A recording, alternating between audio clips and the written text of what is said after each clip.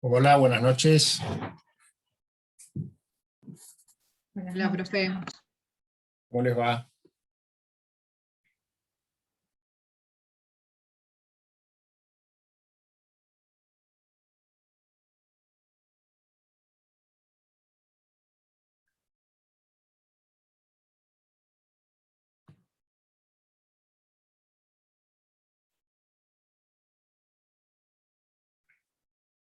Hola, buenas tardes, profesor.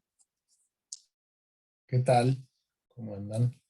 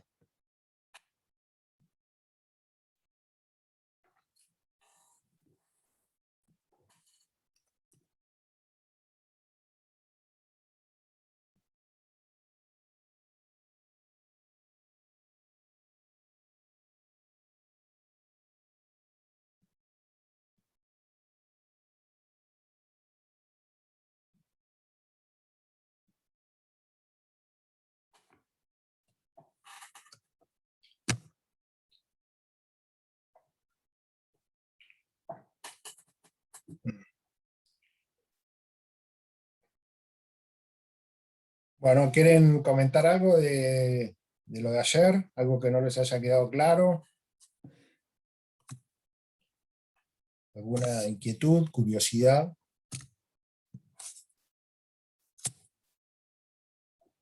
Por mi parte no, profe.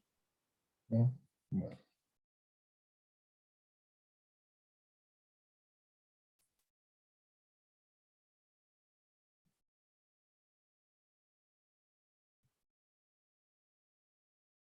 Habitualmente, ¿cómo se manejan con el tema de la cámara? Veo que hay muchos que la tienen apagada. Y no nos exigen, entonces no, a veces no la aprendemos. Yo ayer la tuve prendida, pero hoy no, porque estoy muy relajada. Yo aunque sea para conocerlos, porque hoy va a ser la última clase que les voy a dar y no, no tuve la posibilidad de conocerlos. Ahí está Juana. ¿Qué tal, Juana? Pilar, ¿cómo les va? Gracias por conectarse, así los puedo conocer. Diana. Si no, es como hablarle a una pared.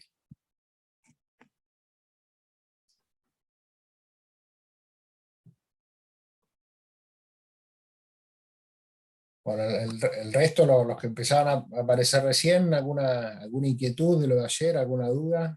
¿Pregunta? ¿Les gustó? ¿No les gustó? Sí, La muy clase fue claro, muy clara. para mi gusto. Sí, para mí también. Y eso que no es profesor, da mejores clases que otro. Bueno, no me tiren con los colegas. No de esta comisión, digo, de la Facu en general.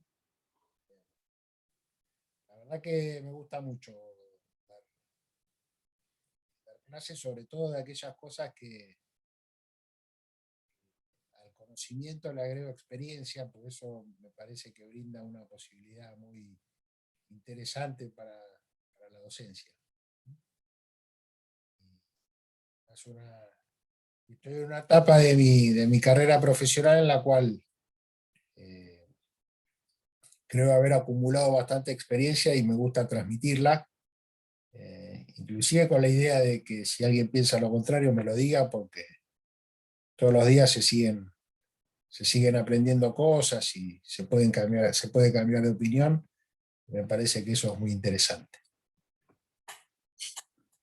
Así que bueno, les agradezco los comentarios y vamos a continuar con lo que empezamos ayer. Ayer habíamos terminado con, veníamos analizando las medidas cautelares y estábamos con algunos tips vinculados a la verosimilitud del derecho. Esto significa de qué modo podemos favorecer o contribuir o facilitar la verosimilitud del derecho, que es el primer requisito necesario para... miren, ahí me quise hacer el moderno y cuando preparé el Power, hay una función que subtitula en otro idioma y me quedó que está subtitulando en inglés. Así que no debe entender lo que digo en castellano, así que en inglés debe estar poniendo cualquier cosa. No sé cómo sacarla, le soy franco, así que, bueno, veremos. No se distraigan, por favor, con eso, y yo voy a tratar también de no distraerme. Bueno, como les decía, hay situaciones que favorecen la verosimilitud del derecho. Una de ellas pueden ser los precedentes jurisprudenciales, sobre todo cuando son de tribunales superiores, que ya han resuelto la misma cuestión. Entonces, si uno invoca esos precedentes y logra acreditar que la situación de hecho o la situación en la que uno está se asimila a los antecedentes que generaron esas decisiones judiciales, se podrá facilitar la configuración de la verosimilitud de derecho y por ende el otorgamiento de la medida cautelar. Esto que les digo también es interesante trasladarlo a otro tipo de peticiones judiciales.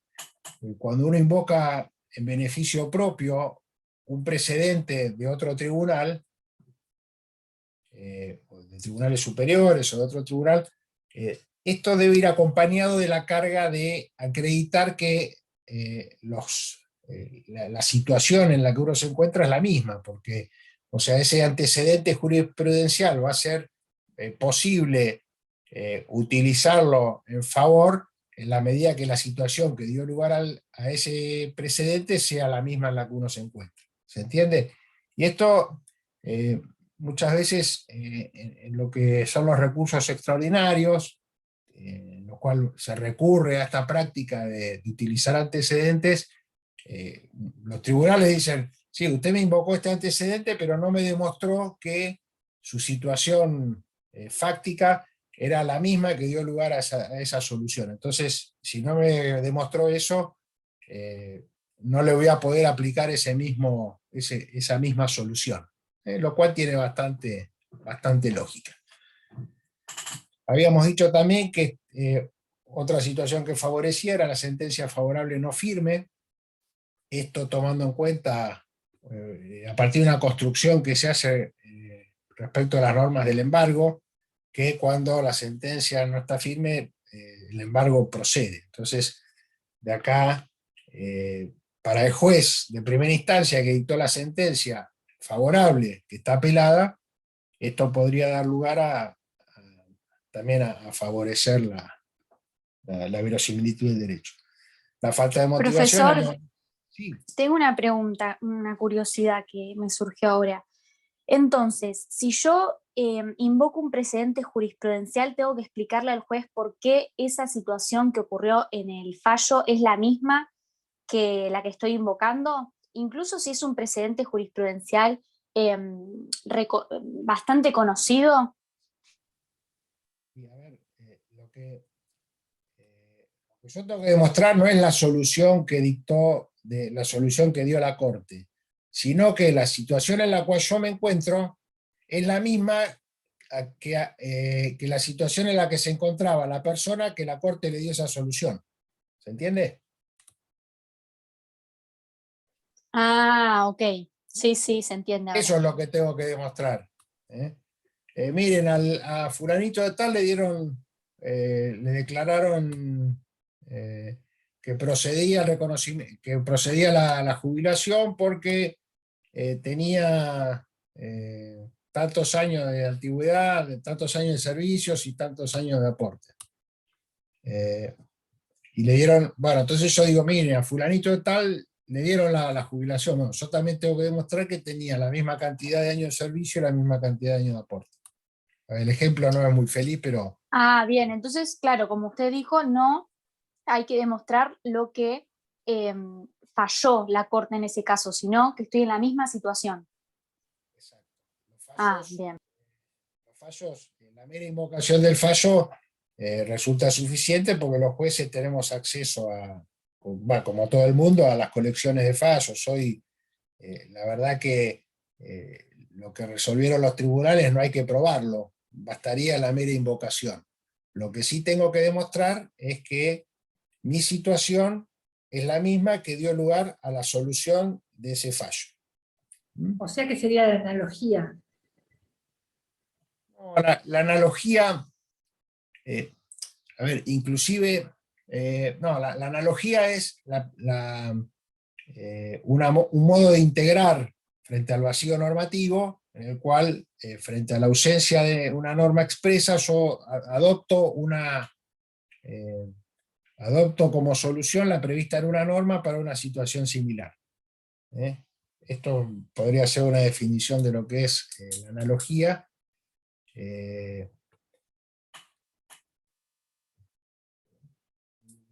Ante un vacío no. normativo, pero no en este caso que hay que demostrar una situación similar. Yo lo que estoy queriendo es que me apliquen un fallo. Del mismo modo que si yo quiero que me apliquen una norma, si quiero que me apliquen una norma, voy a tener que demostrar que reúno las condiciones fácticas que establece la norma para el reconocimiento de ese derecho. Si yo quiero que me apliquen un fallo, lo que tengo que demostrar es que me encuentro en la misma situación de aquel que le dieron ese fallo. Ahí me parece que se puede entender un poquito más. Habíamos dicho que la motivación también es fácil de visualizar y por ende facilita la configuración de la verosimilitud del derecho cuando lo que estoy impugnando es el acto por falta de motivación. Entonces, yo cuestiono un acto, lo impugno y digo que es inválido porque carece de motivación suficiente. Entonces, esto se va a poder visualizar fácilmente del texto del acto. Para eso tengo que acompañar el acto. Esta es una buena práctica cuando uno solicita la suspensión de los efectos del acto, de la ejecutoriedad del acto, tiene que acompañar el acto cuyos efectos quiere suspender, porque si no es muy difícil para el juez suspender en el aire algo que no sabe que existe. Y esto puede ocurrir. Vengo a pedir que se suspenda la resolución, los efectos de la resolución 350 que dice tal cosa.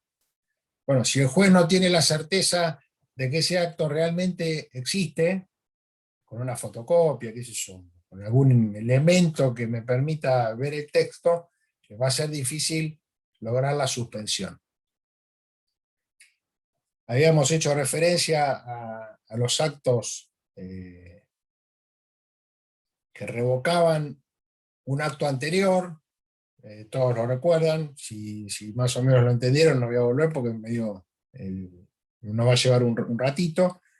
Y después, por ejemplo, habíamos también hecho referencia a la situación en materia de empleo público, que es una de las cuestiones que habitualmente se debaten en el fuero contencioso administrativo, rige el principio en caso de duda a favor del trabajador. Entonces, si hubiese alguna situación dudosa, se podría invocar este principio a los fines de favorecer la configuración de la verosimilitud del derecho.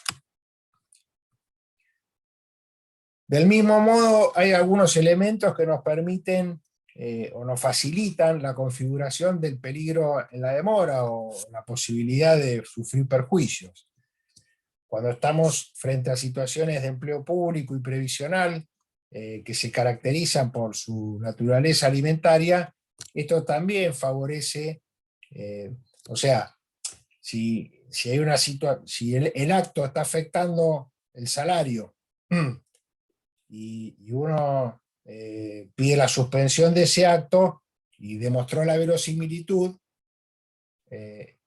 después a la hora de alegar o el juez de resolver la cuestión, seguramente se podrá hacer hincapié en la naturaleza alimentaria,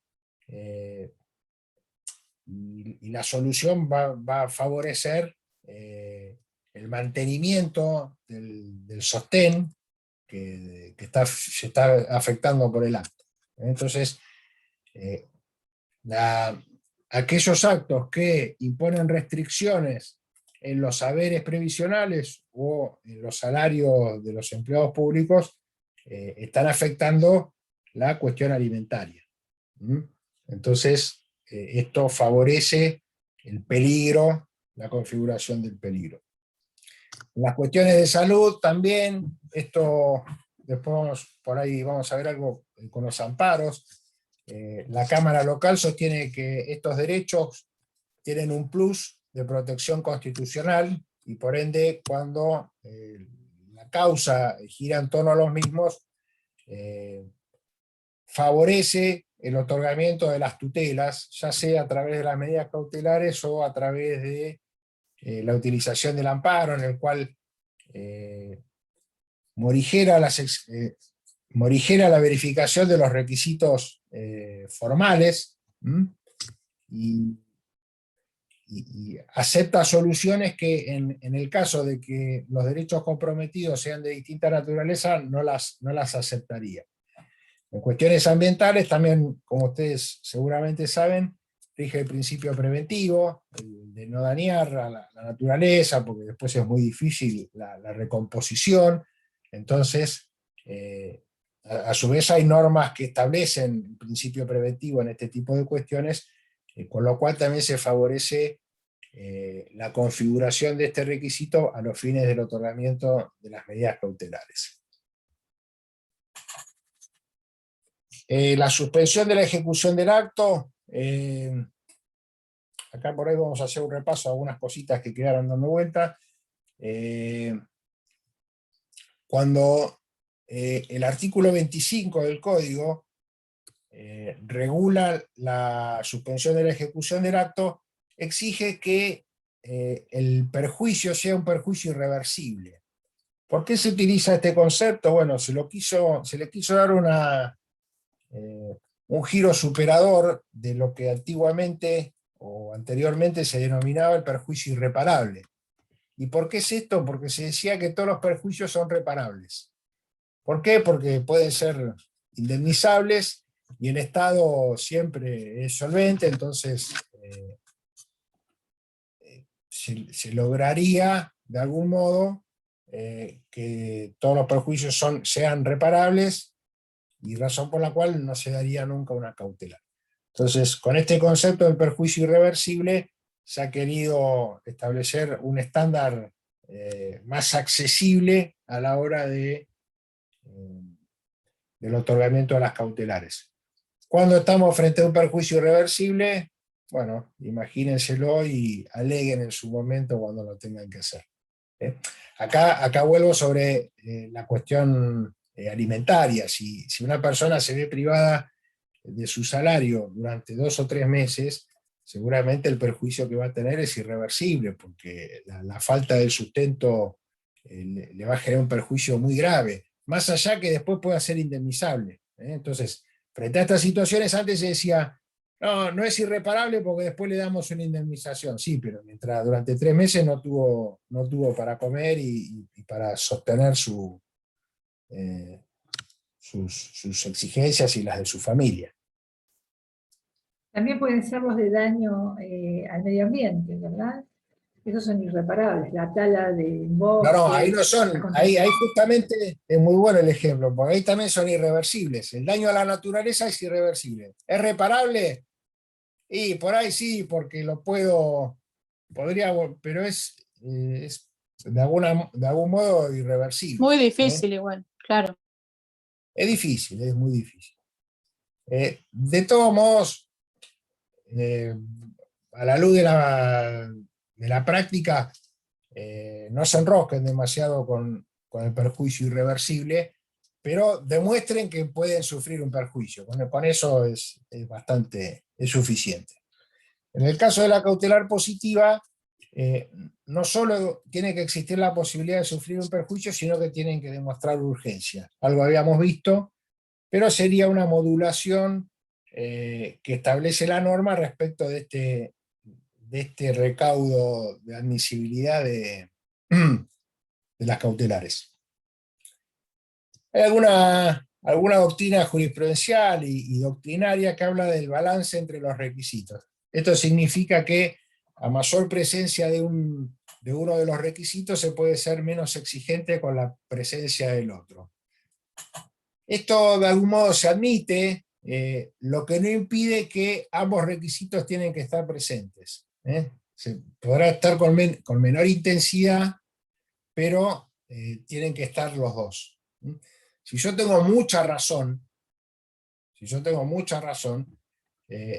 puedo ser menos, mejor dicho, si el juez visualiza que el derecho que se está invocando es bastante verosímil, tiene mucha verosimilitud, por ahí, y el perjuicio no es tan grave, igual puede hacer lugar a la cautelar porque de algún modo los balancea. Del mismo modo que si advierto que hay un perjuicio muy grave, que se puede cometer un perjuicio muy grave, por ahí no sería tan exigente a la hora de la verosimilitud. De todos modos, yo tengo que demostrar que tengo razón. Un ejemplo que se da habitualmente es el de, en materia de empleo público, cuando se impone una sanción de tipo expulsiva. Yo recurro bastante a los ejemplos de empleo público y previsional, primero porque hay muchos, y después por ahí porque son situaciones que por ahí son más fáciles de comprender para ustedes, porque por ahí tienen un mayor conocimiento, son más familiares, por decir de algún modo. Entonces, si se impone una sanción de tipo expulsivo a un empleado, el perjuicio va a ser tremendo, porque se va a quedar sin trabajo, no va a cobrar el sueldo, pero ese perjuicio, que es gravísimo por sí solo, no resulta suficiente para suspender la ejecución de ese acto. Voy a tener que demostrar además que ese acto tiene algún defecto a los fines de poder suspender sus efectos. ¿Se entiende esto del balance? Sí, sí. Bueno, otra situación interesante en materia de medidas cautelares es que se dictan. A ver, ustedes saben que las medidas cautelares se dictan inaudita parte. ¿Por qué se dictan inaudita parte? Porque si se le avisara a la otra parte, por ejemplo, podría, se me ocurre a mí, vender un bien que se quiere embargar. No le conviene. Muy bien. Este es el motivo por el cual las medidas cautelares, las del Código Procesal Civil y Comercial, son inaudita parte. Para evitar que llegar tarde con la medida cautelar. Sobre la base, esto pone en evidencia algo que hablamos ayer, que es que las medidas cautelares se han estructurado sobre las medidas cautelares en general. El concepto de medida cautelar que maneja la generalidad de la gente está vinculado con el embargo y la inhibición, que son medidas cautelares destinadas a garantizar el cobro de un crédito. Entonces, como bien se señala, como bien dijeron recién, si yo le aviso a la otra parte, me puede enajenar el bien y llegar tarde con la medida cautelar. Esto no es lo que ocurre en los supuestos de medidas cautelares contra el Estado. Si como consecuencia de la toma de conocimiento previo por parte del Estado de una solicitud de medida cautelar, el Estado acomoda su comportamiento a lo que está exigiendo el particular, bienvenido sea. Entonces, lo que se sostiene, más allá de que las medidas cautelares se pueden dictar inaudita parte, sin audiencia de la otra parte, con esto no se afecta el debido proceso, se pueden dictar medidas cautelares sin escuchar a la otra parte. Sin perjuicio de esto, si el juez considera que le faltan elementos, puede requerir un informe a la otra parte, que deberá ser contestado en un plazo no mayor de 5 días. Esto es lo que establece el artículo 23, inciso primero. Esto es muy habitual en las medidas cautelares contra el Estado, el pedido de un informe, que muchas veces, a ver,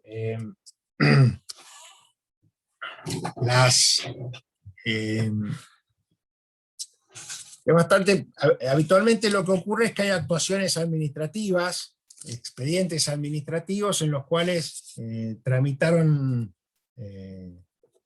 actuaciones que concluyeron con aquello que está siendo objeto de la pretensión e inclusive de la medida cautelar. Acá muchas veces se encuentran elementos de prueba que el actor no tiene.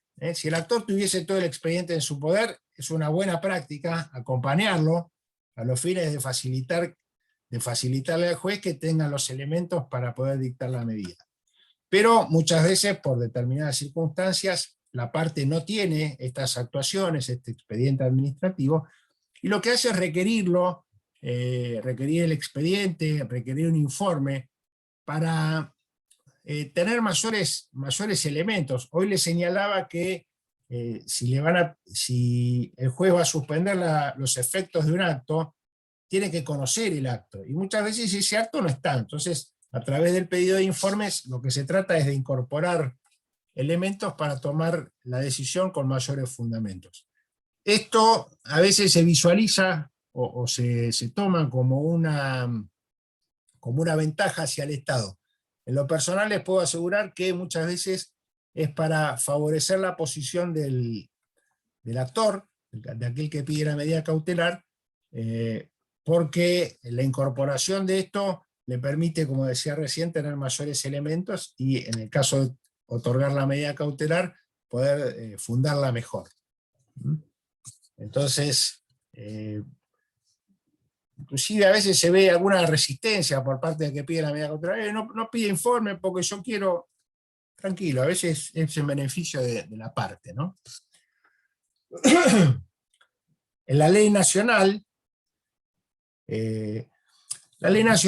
ayer no hice mucha mención, tiene, como les había comentado, fue una reacción del gobierno frente al dictado de algunas medidas cautelares que habían impedido la aplicación de algunas decisiones de gobierno, y bueno, la reacción frente a esto fue regular las medidas cautelares con la idea de restringir o de algún modo ordenar su otorgamiento. Y hay como un doble estándar, por ejemplo, que se visualiza en esto del informe previo. La ley nacional obliga a que se pida el informe previo. Y esto de algún modo es una forma de poner en sobreaviso a la administración que se le está pidiendo una medida cautelar. Y da la posibilidad de exceptuar el pedido de informe cuando hay una situación de vulnerabilidad, cuando los derechos en juego o que se quieren proteger son de algún grupo vulnerable. Esto es un dato que es interesante saberlo. Con respecto a los grupos que están en situación de vulnerabilidad, hay distintas excepciones en la ley nacional en las cuales se facilita el otorgamiento de medidas cautelares, dejando de utilizar algunos recaudos que establece la ley de medidas cautelares contra el Estado Nacional. Esa situación en la provincia de Buenos Aires no se da. Bueno, ya para ir terminando, que quedan varios temas, vamos a ir rapidito con esto de las medidas cautelares. La contracautela es otro de los recaudos que se establecen. Bueno, el juez deberá determinar el tipo, que puede ser juratoria o personal, real.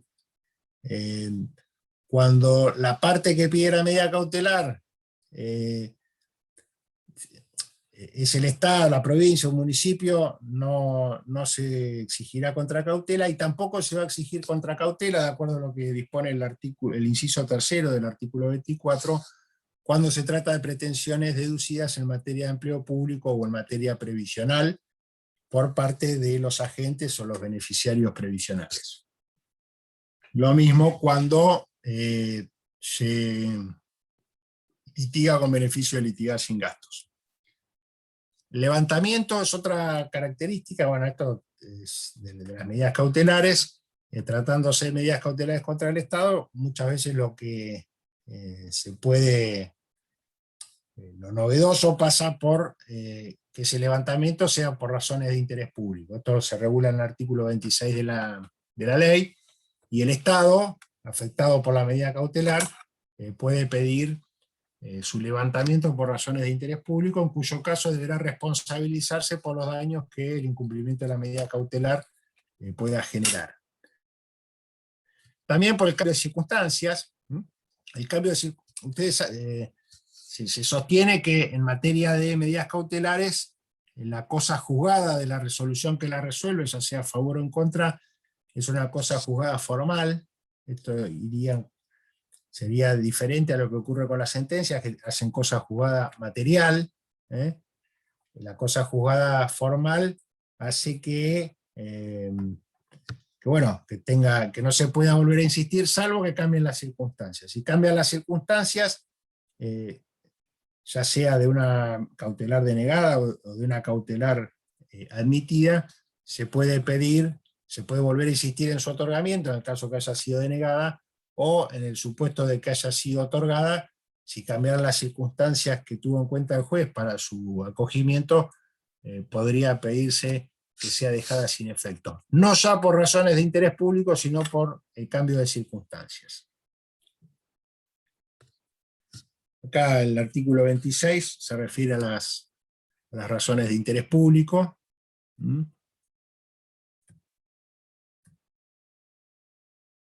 Bueno, otro análisis que se hace respecto a las medidas cautelares u otra regulación que tiene el Código es la caducidad.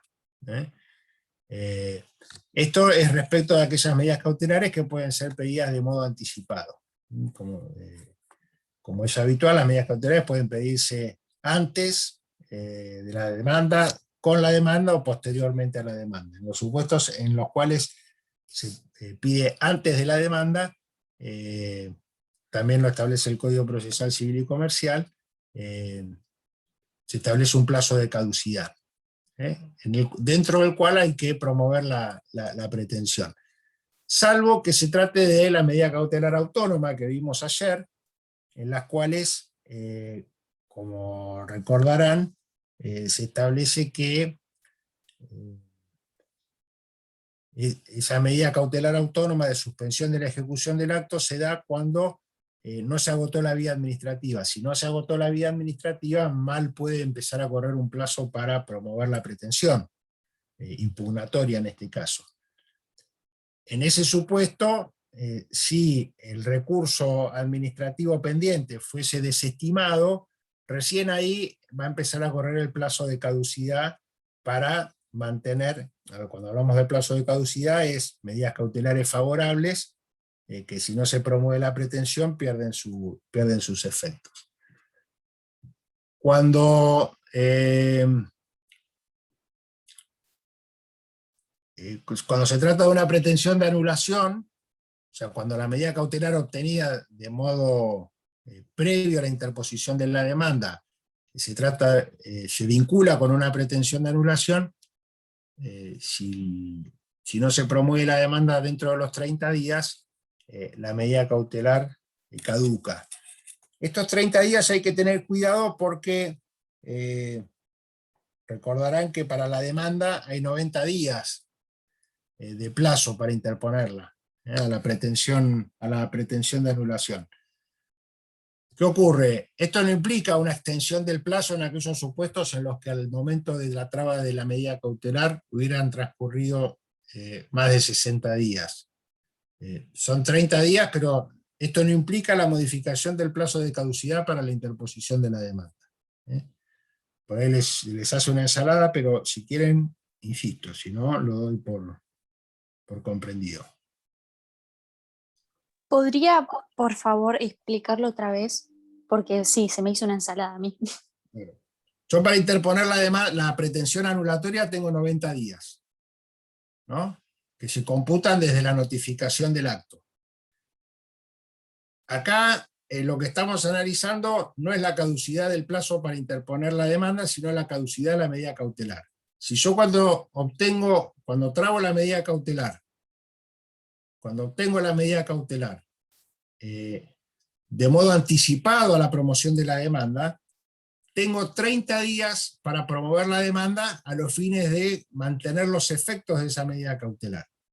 Si yo no interpongo la demanda dentro de los 30 días, la medida cautelar caduca automáticamente.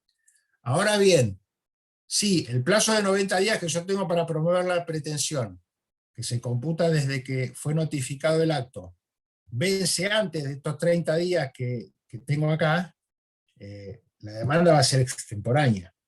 Y la medida cautelar se va a caer no por el transcurso de los 30 días, sino porque la demanda va a resultar inadmisible por haber excedido el plazo de 90 días para su interposición.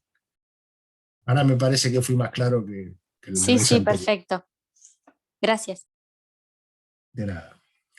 Otro dato que se ha incorporado en la ley nacional está de modo expreso, en la ley provincial no existe, es la vigencia temporal de las medidas cautelares. O sea, más allá del plazo de caducidad que recién analizamos, se sostiene que las medidas cautelares tienen que tener un plazo, que no pueden durar toda la vida.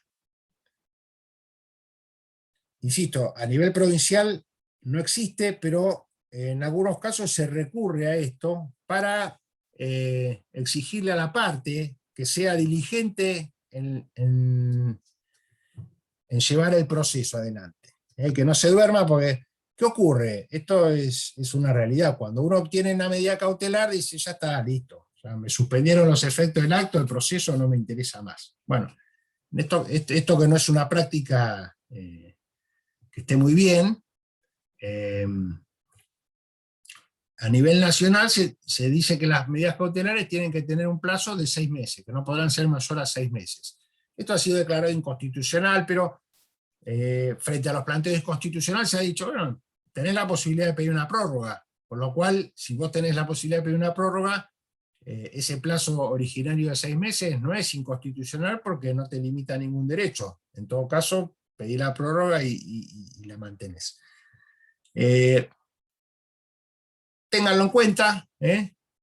Con esto, insisto, lo que se quiere lograr es que no se mantenga la medida cautelar sine die y uno se duerma sin avanzar con el proceso. Otro dato interesante es la cautelar y el juez incompetente. Muchas veces habrán escuchado, el juez incompetente igual tiene que dictar la cautelar. No, esto es una barbaridad, no está en ningún lado. El juez incompetente no puede dictar medidas cautelares. Esto se toma del artículo 198, si no mal no recuerdo, del Código Procesal Civil y Comercial, que dice que las cautelares adoptadas por juez incompetente mantienen su vigencia. Esto es cuando hay una declaración de incompetencia posterior, producto de una excepción o de alguna circunstancia avanzada del proceso. Pero el juez no puede decir, dicto la cautelar y me declaro incompetente. Esto no pareciera ser un comportamiento adecuado por parte de los jueces, salvo que se esté muriendo alguien. En ese caso, bueno, podríamos morigerar todo y buscar alguna solución. Tan es así que en la ley nacional, el artículo 2, inciso segundo de la ley 26.854 dice: los jueces deberán abstenerse de decretar medidas cautelares cuando el conocimiento de la causa no fuese de su competencia. Esto me parece que es un buen principio, un sano principio, y bueno, debería ser seguido por todos los jueces, más allá que una norma lo disponga o no lo disponga. La apelación, bueno, una de las características de la apelación es que no tiene efectos suspensivos, es uno de los supuestos donde se exceptúa el efecto suspensivo que tiene la apelación, de modo de permitir que la medida cautelar dictada por el juez de primera instancia mantenga sus efectos aun cuando ha sido apelada. No me acuerdo si ayer se menciona que en la época del Corralito, el gobierno nacional había dicho que las apelaciones de las medidas cautelares vinculadas con el Corralito tenían efecto suspensivo como una forma de limitar los alcances, los efectos de las medidas cautelares. Pero en general no tienen efecto suspensivo. Esto no quita que, en función de lo que establece el 26, el interés público y algunas otras cuestiones, se pueda pedir que la apelación tenga efecto suspensivo, pero esto es por excepción. El principio es que no tiene efecto suspensivo.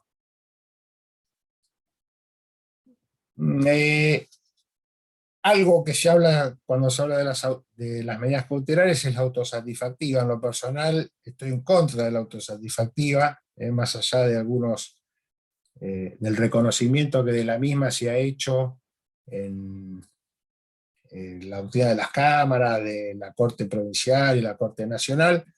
Me parece que el régimen de medidas cautelares que contamos en la provincia de Buenos Aires es lo suficientemente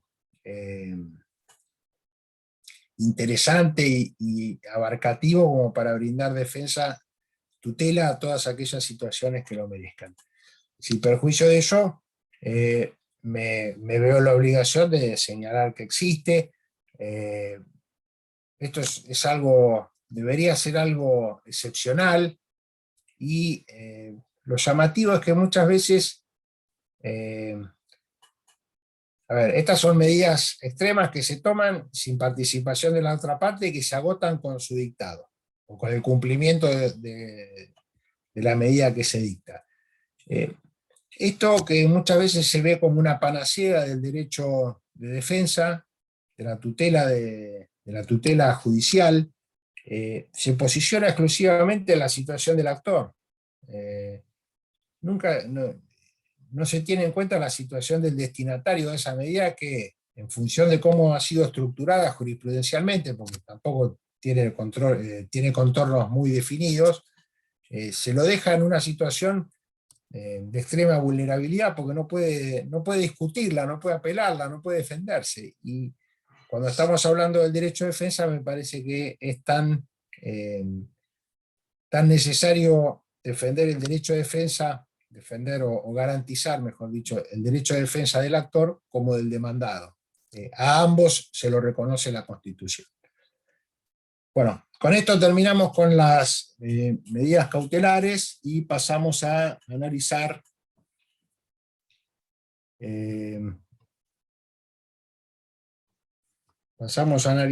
en otro PowerPoint que tengo por acá, que yo les voy a ver.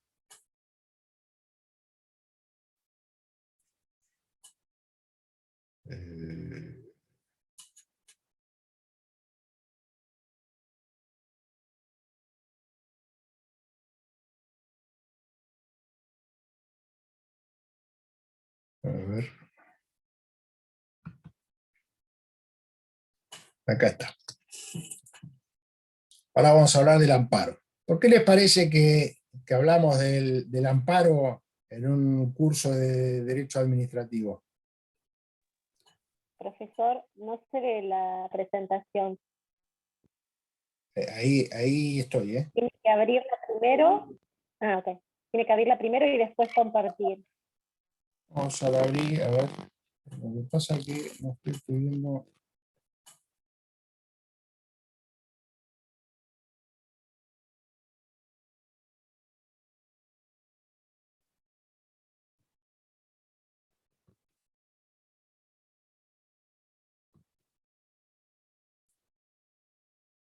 Ahí se ve. No, se sigue viendo la misma pantalla.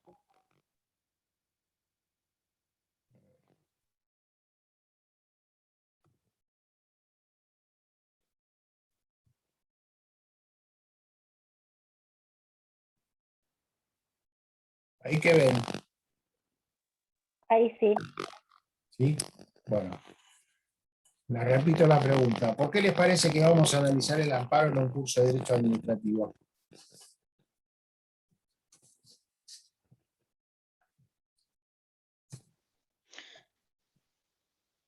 Porque es una medida rápida que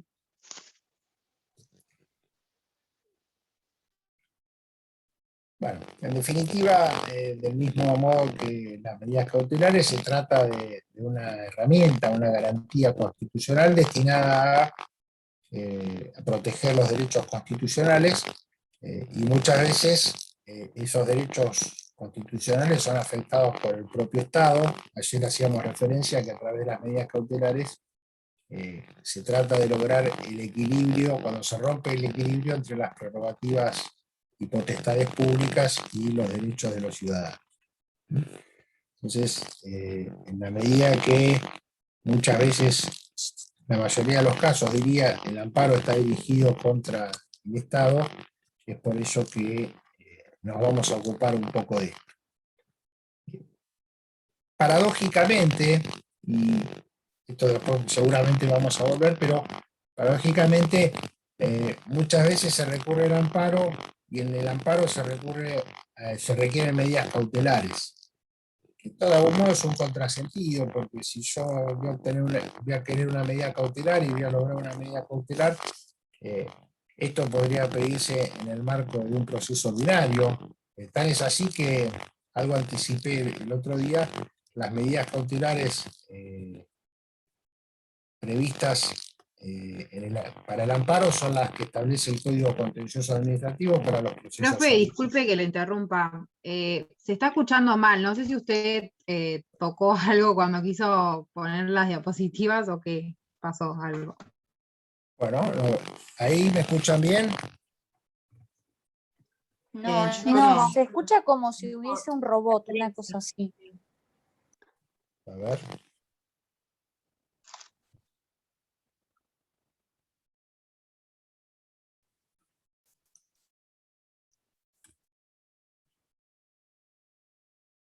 Vamos a hacer una cosa, salgo y entro de vuelta.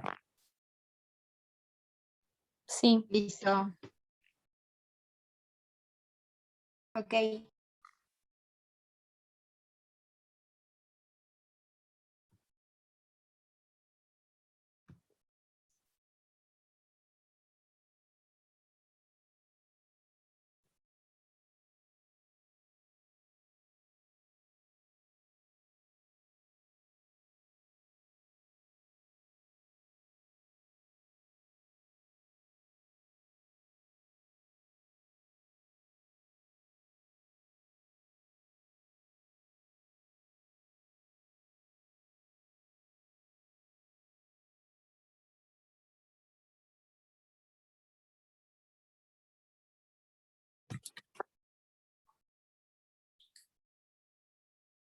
Ahí, ¿cómo me escuchan mejor? Ahora sí. Sí, sí. Bueno.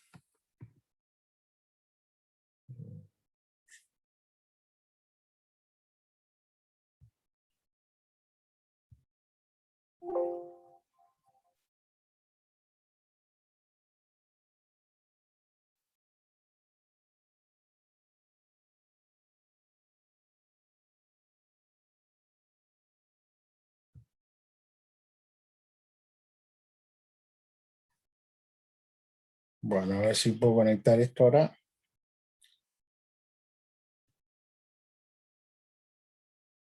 Bueno, ahí estamos. No, profe, no No. se ve. Primero ¿No se me escucha? parece, no, primero me parece que tiene que abrir el Power y después compartir.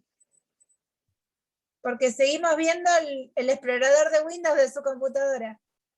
Ah, bien. A ver.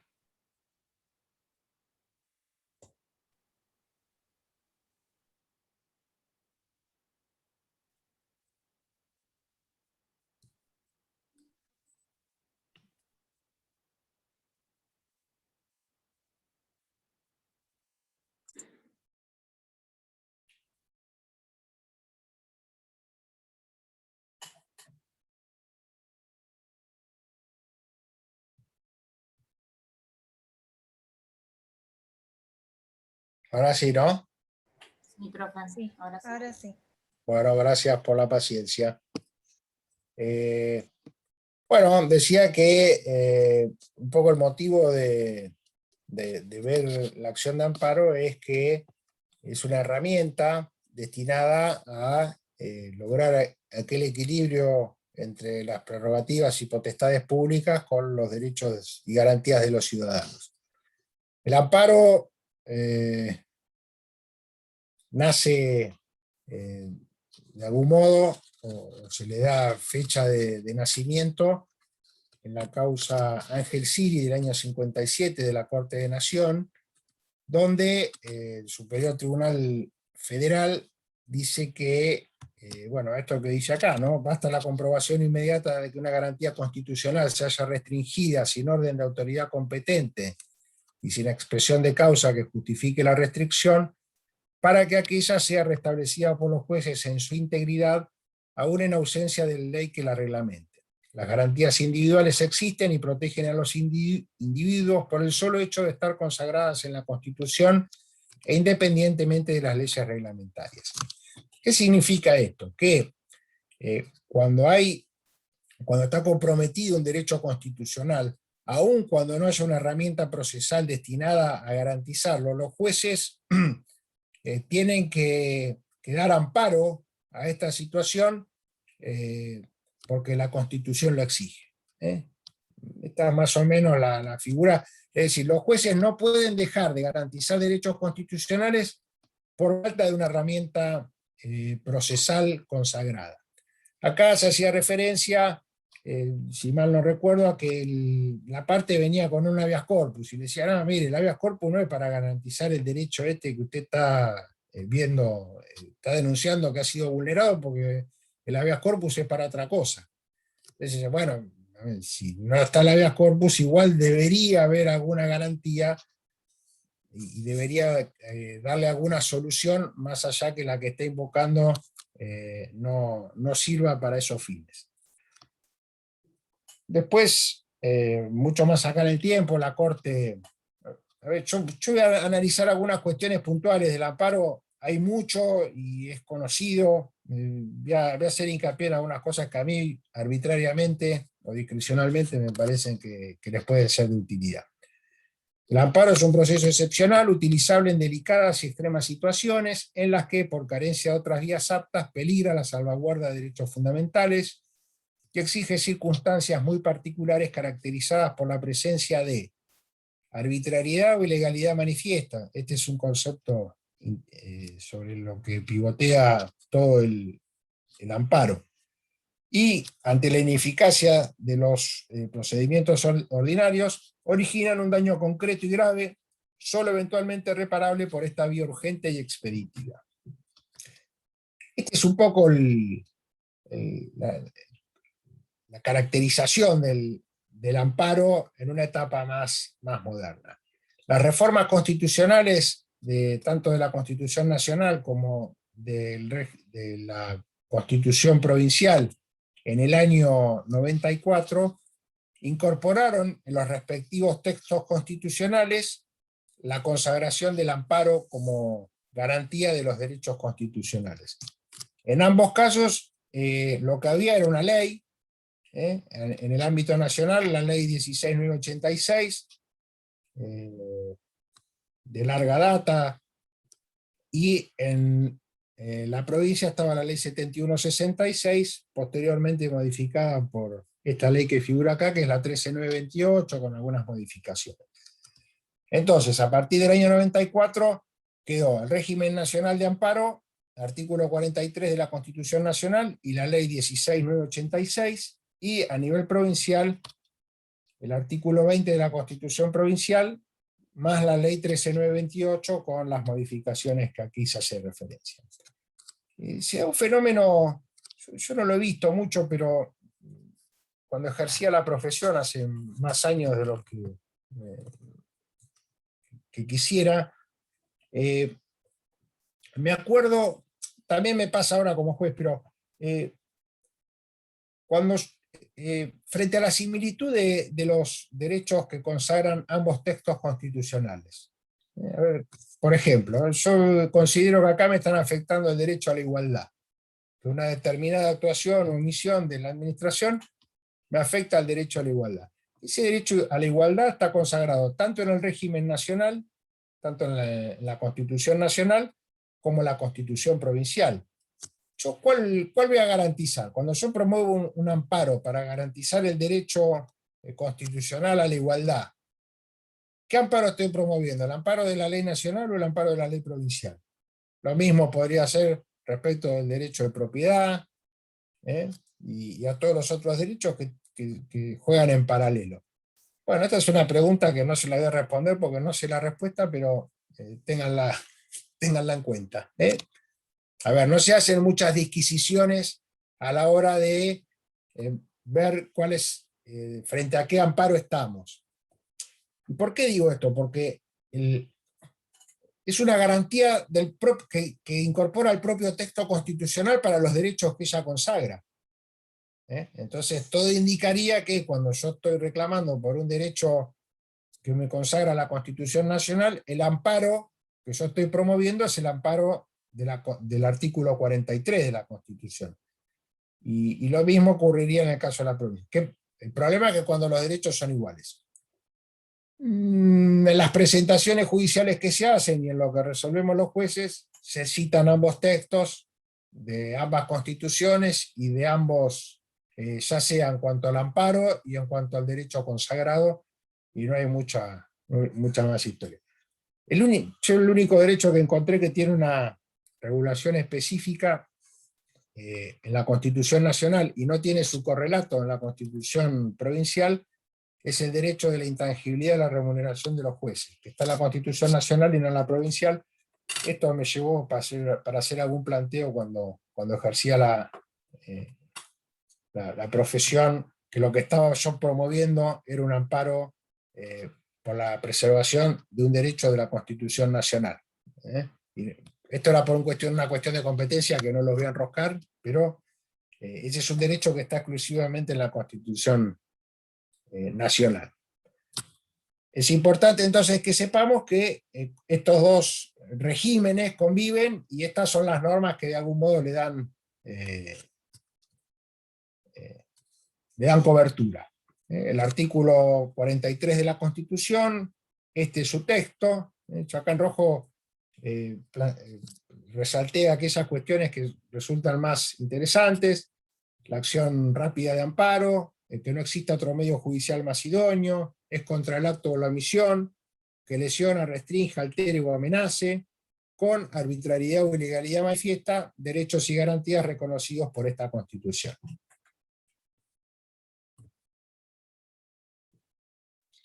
En la Constitución Provincial está consagrado en el artículo 20, junto con otras garantías.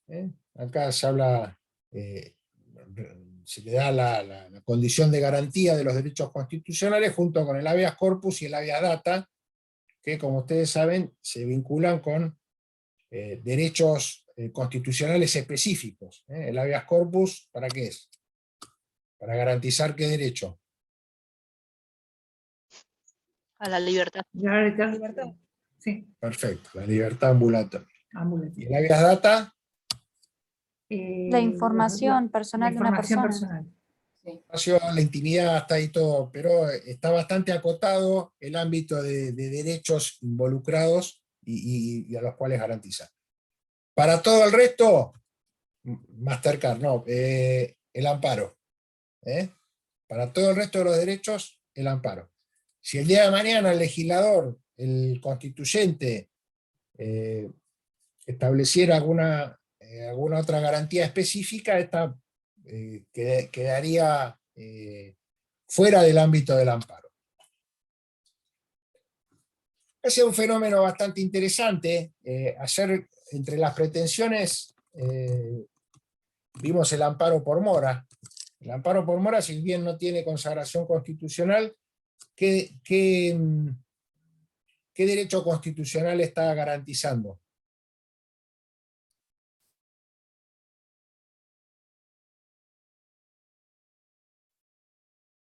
Evitar el retardo en las decisiones. Lo constitucional es el derecho a peticionar a las autoridades, que tiene que tener su correlato con que las autoridades respondan, porque si no tiene su contracara en este derecho.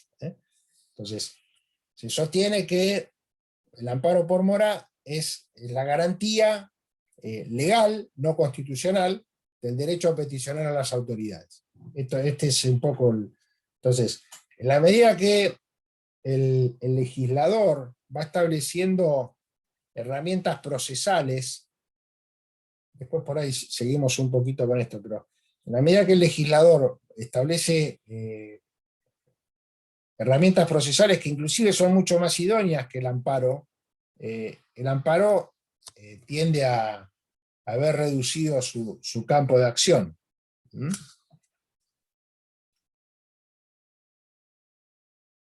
Acá podría suplantarse el amparo por un pronto despacho, en esos casos. ¿En dónde?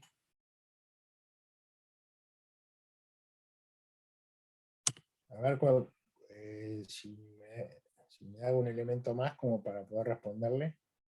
No, en cuanto al amparo por mora, ¿puede ser sustituido por un pronto despacho?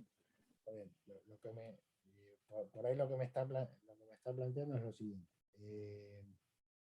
Se lo escucha abajo, profe. Frente a la situación, ¿ahí me escuchan mejor? Sí, sí. Sí, sí. ¿Sí? Frente a la situación de demora de la administración en resolver, está la opción de ir por el amparo por mora, por la configuración del silencio denegatorio o retardación, para lo cual es necesario el planteo de un pronto despacho. Con esto, por ahí vamos. Sí, ¿y cómo se sabe que es un caso o el otro? ¿Cómo se dilucida eso? Eso lo decide la parte, lo decide el interesado. O sea, frente a la situación de silencio, yo puedo manejar, algo dijimos ayer, puedo manejar dos alternativas. Interponer un amparo por mora, cuyo objeto es una orden de pronto despacho judicial tendiente a que el juez ordene a la autoridad en mora que resuelva. Por sí, por no, por lo que quiera, ¿no? El amparo por mora lo único que hace es superar la situación de mora. Esta es una opción que en algunos casos no es una opción porque es la única alternativa que yo tengo. Por ejemplo, cuando se trata de procedimientos sancionatorios que fueron iniciados por la propia administración y el particular se encuentra sometido al mismo, lo cual le puede generar algunos perjuicios. En ese caso, yo la única alternativa que tengo es el amparo por mora. ¿Por qué? Porque la otra opción que existe es el silencio denegatorio o la retardación, que se configura con la interposición del pronto despacho, y si en determinado plazo la administración no resuelve, se considera eso como denegatorio y me habilita a mí la posibilidad de ir al proceso como si la administración me hubiera denegado mi reclamo. ¿Ahora se entiende? Sí, sí, sí. ¿Sí? Bueno. Entonces, estábamos con esto. Están estas tres garantías por ahora. Y bueno, ahora de la que estamos hablando es del amparo. En el artículo, el inciso segundo del artículo 20 de la Constitución Provincial, también se describe al amparo con conceptos similares a los que lo hace la Constitución Nacional. Es cuando por un acto hecho de decisión o omisión, un poquito más amplia la descripción de los comportamientos contra los cuales procede. Habla de autoridad pública o de persona privada. En realidad no hay muchos amparos contra personas privadas, que se lesione o amenace con arbitrariedad o ilegalidad manifiesta el ejercicio de derechos constitucionales individuales y colectivos. Acá se agrega que puede ser ante cualquier juez cuando no pudieran utilizarse por la naturaleza del caso los remedios ordinarios. Esto es más o menos la configuración en en la Constitución provincial. La ley 13.928, que en su artículo 1 dice que viene a reglamentar el amparo consagrado en el artículo 20 de la Constitución provincial, establece los supuestos en los cuales no será admisible el amparo, cuando pudiesen utilizarse los remedios ordinarios, sin daño grave y irreparable, cuando sea procedente del habeas corpus, cuando sea una mera declaración de inconstitucionalidad de normas de alcance general o contra actos jurisdiccionales, que son los actos del Poder Judicial. Otro dato interesante que tienen que manejar, algo venimos viendo, es que puede intervenir la justicia federal o la justicia provincial. ¿De qué va a depender esto? Bueno, la justicia federal puede estar, la competencia federal puede estar dada en función de la persona o en función de la materia. Esto significa que cuando se trate de comportamientos u omisiones del gobierno federal, voy a tener que ir a la justicia federal. Cuando se trate de comportamientos o omisiones de la provincia o los municipios, voy a ir a la justicia provincial. Esto es en principio, y después hay competencia en razón de la materia. Por ejemplo, todo lo que hace al sistema de obras sociales, de acuerdo a lo que establece la ley 23.661, o 60, bueno, nunca me acuerdo cuál de las dos. Y Federal, 23, ¿no? Federal. Eso va al federal porque la ley 23.660 dice que esto es competencia de la justicia laboral. Entonces ahí tenemos un supuesto en el cual la atribución de competencia es en razón de la materia, y no en razón de la persona. Aun cuando no se trate del Estado federal, del Estado nacional, va a la justicia federal porque así lo establece la norma. Hay otras materias que se vinculan con la justicia federal, por ejemplo, cuando tiene que ver con telecomunicaciones y con alguna otra situación, en los cuales las normas dicen que eso corresponde a la justicia federal. Entonces, esto es importante. Obviamente, si va a la justicia federal, la Constitución que va a estar vigente, la Constitución, los derechos que voy a querer garantizar son los derechos de la Constitución nacional. Cuando es la justicia provincial, podría alegar los derechos de ambas constituciones. Esto tiene que ver más o menos con algo con lo que veníamos hablando hace un rato.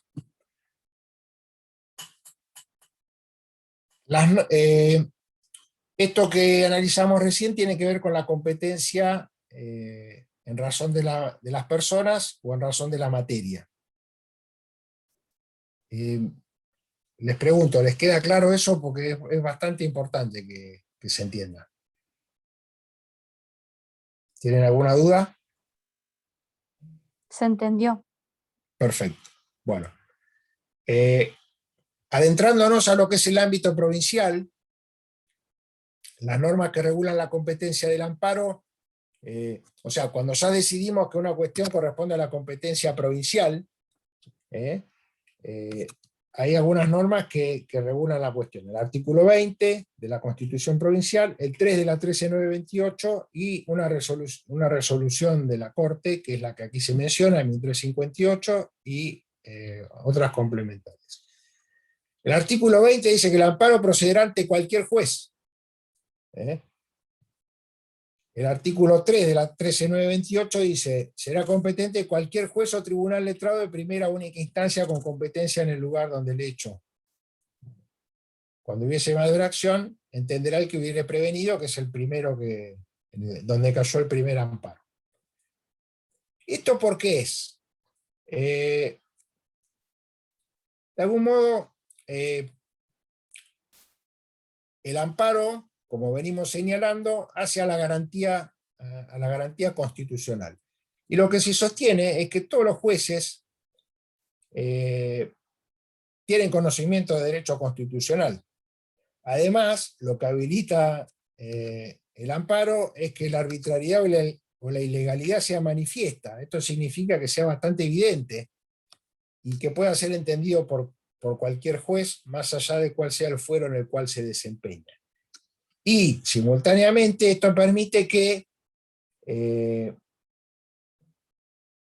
frente a la gran existencia de jueces en toda la provincia, se pueda acudir sin inconveniente al que uno tenga más cerca.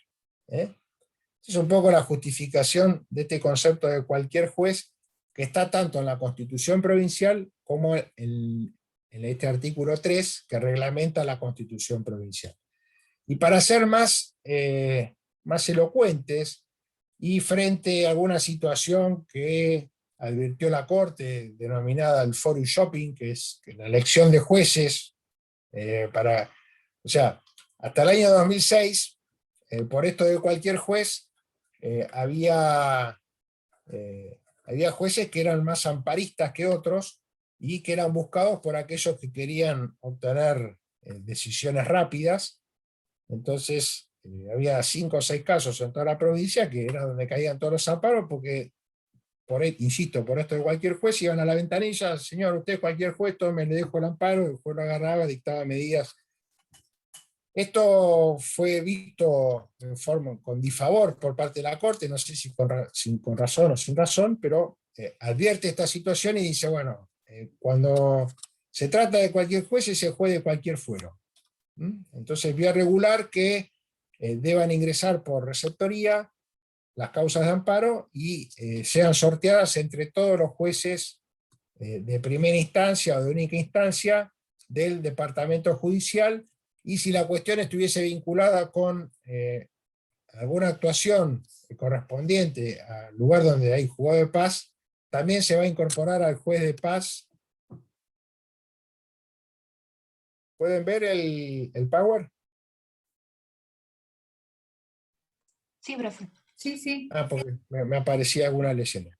Entonces, de esta forma quedó reglamentado a través de esta resolución de la Corte la competencia, o la distribución, mejor dicho, de los amparos en la provincia de Buenos Aires. ¿Se entiende esto? A nivel nacional, a ver, no sé si está después. Bueno, a nivel nacional, en la ley nacional, en la 16.986, el criterio es otro. Como no hay ninguna pauta constitucional,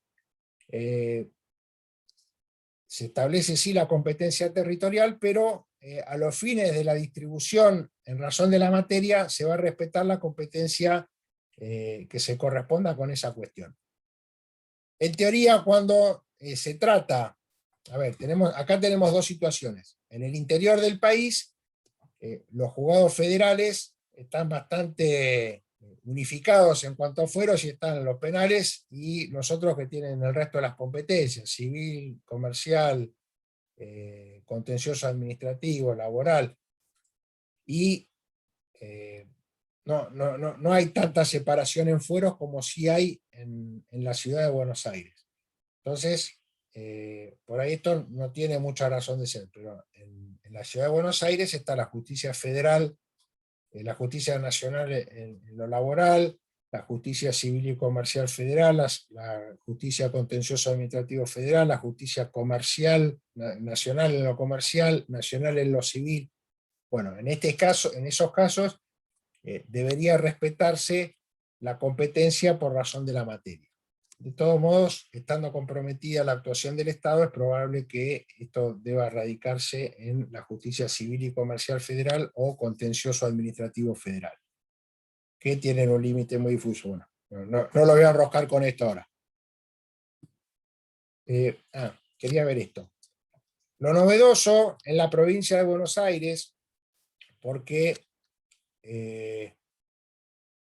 si lo que está en juego es la actuación u omisión del Estado, es bastante probable que haya función administrativa. Recuerden ayer que todo el análisis que hicimos de la función administrativa. Entonces, el sistema ha quedado configurado de la siguiente forma. En primera instancia se admite la posibilidad de interponerlo ante cualquier juez.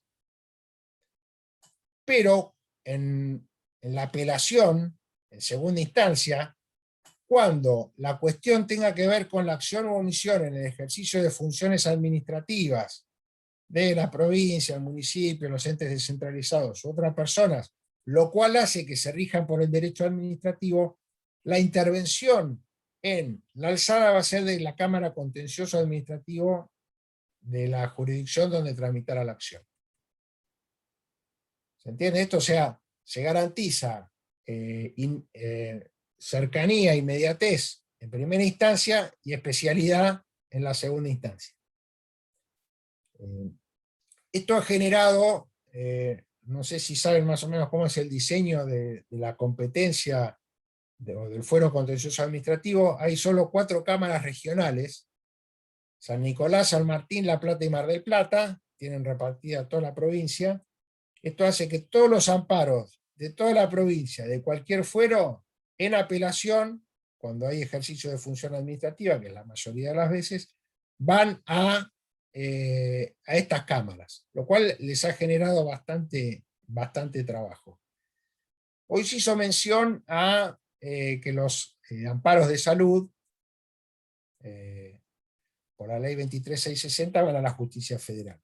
Esto siempre y cuando se trate de obras sociales, que son agentes del Sistema Nacional de Salud, y por eso los alcanza la norma, y quedarían fuera de esto cuando el demandado es el IOMA o la provincia en función de garante del derecho a la salud. En estos casos serían los únicos amparos de salud que tramitan ante la justicia provincial. Bueno, esto ya lo vimos. Acá quiero llevarlos a un lugar. Vimos que la procedencia del amparo es en la medida que no haya un proceso ordinario, que el proceso ordinario no resulte suficiente.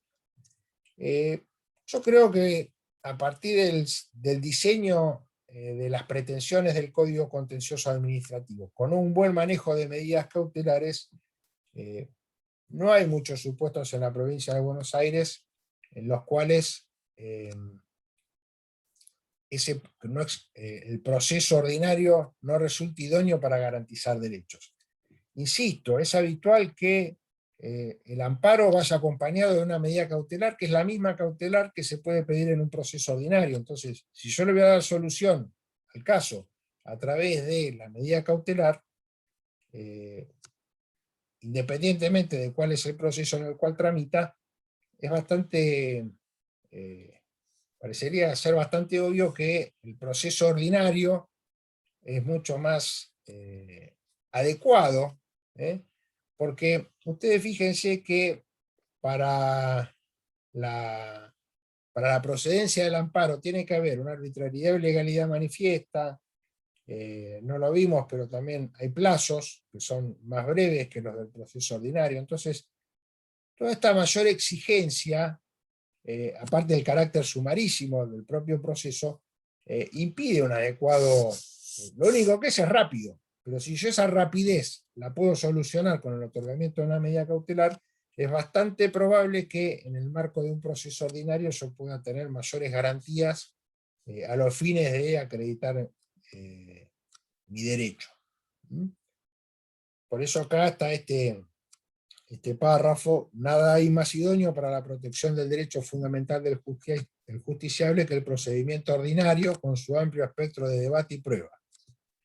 Dentro del mismo puede demostrarse acabadamente la arbitrariedad y la ilegalidad, que en su efectivización a través de un acto o omisión afecta a sus derechos esenciales, aunque no sea en forma manifiesta.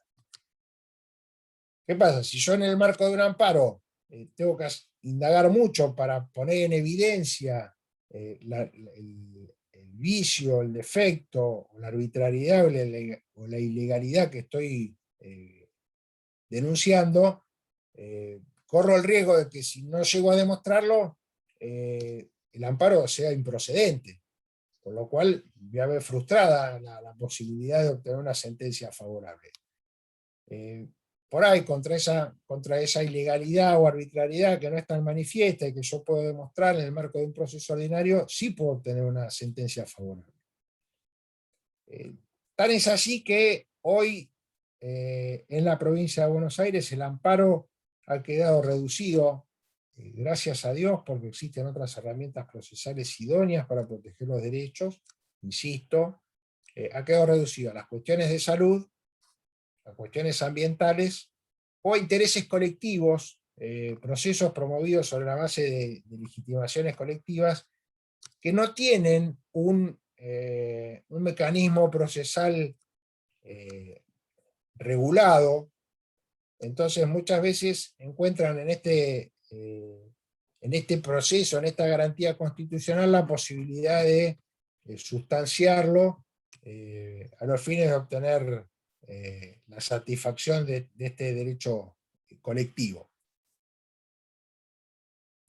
Pero hay varios intentos de regulación de los procesos colectivos en la provincia. Si esto llegara a consumarse, esto brindaría una mejor herramienta para la protección de este tipo de derechos, y el amparo dejaría de ser necesario. Bueno, esto está dentro de la misma idea.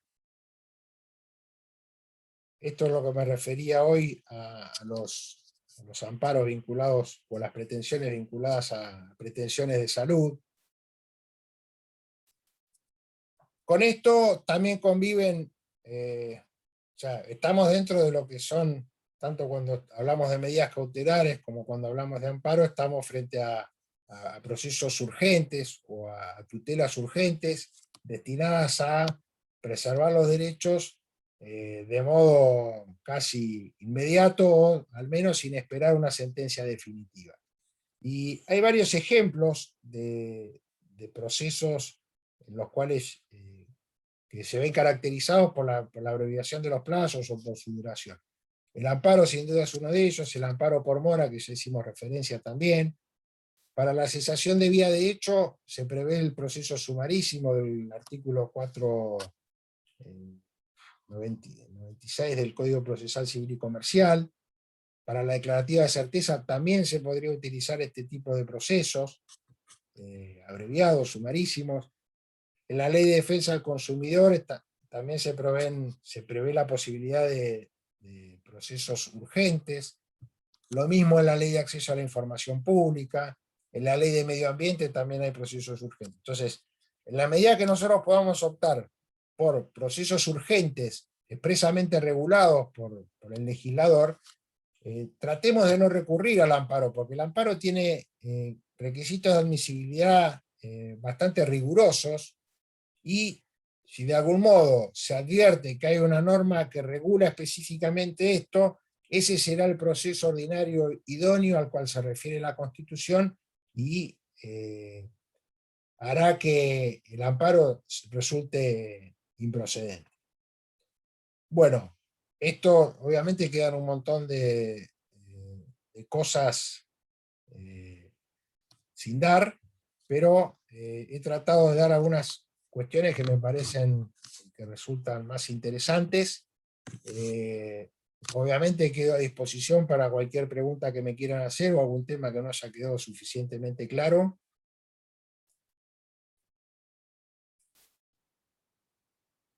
Bueno, están como ayer, con hambre y con sueño se quieren ir todos, y yo también, así que, bueno, les agradezco que se hayan quedado hasta esta hora.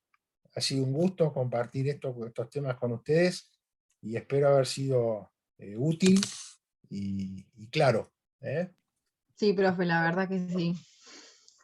Bueno, Sí, sumamente claro y didáctico. Muy bien, gracias.